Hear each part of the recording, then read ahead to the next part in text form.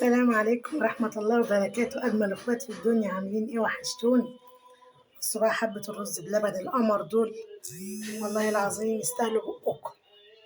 بصوا، عملتهم بالظبط بمجين لبن، مجين ما فيش غيرهم لبن، ومعلقة واحدة رز، حبة نشا وكيس فانيليا واديله ادي. بصوا، عشان راح ما تتعشى رز بلبن، طلبته قلت لها على ما ترجعي من الدرس هتلاقيني عاملهولك، بس بدل ما احطه في اطباق حطيته في العلب دي. العلب دي شكلها جميل جدا.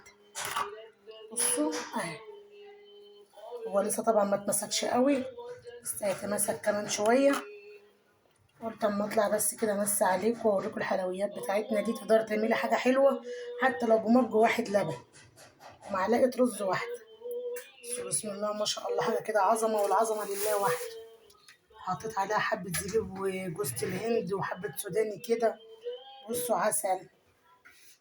شوفي انت لو تاكلي العلبه دي بره، شوفي هتاكليها بايه. احنا عملناهم بقى بمجين 2 لبن ومعلقة واحدة رز، حبة نشا من البيت وكيس فانيليا ومعلقتين سكر. كل الحكاية ما خدش مج سكر، ده اللي بيحبه مسكر قوي.